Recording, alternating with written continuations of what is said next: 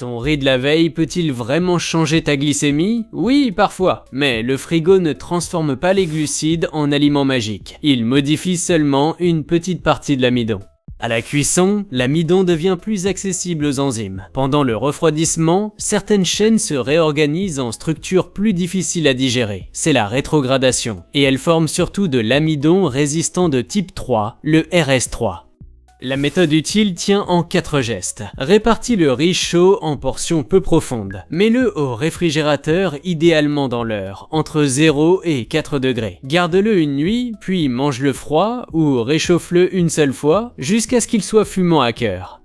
Dans un petit essai, le riz est passé de 0,64 à 1,65 g d'amidon résistant pour 100 g.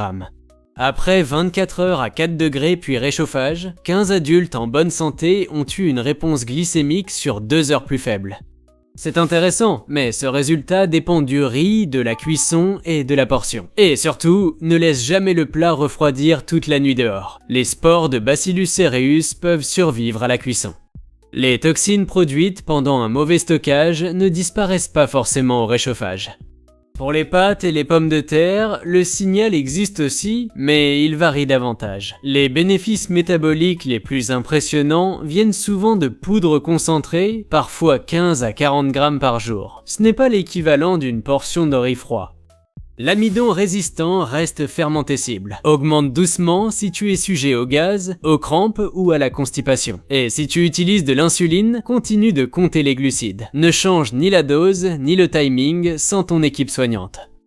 Verdict. Le frigo est un levier réel, simple et modeste. Commence avec des aliments, pas une poudre. Refroidis vite, réchauffe une seule fois, puis juge le résultat sur ta glycémie et surtout sur ta tolérance.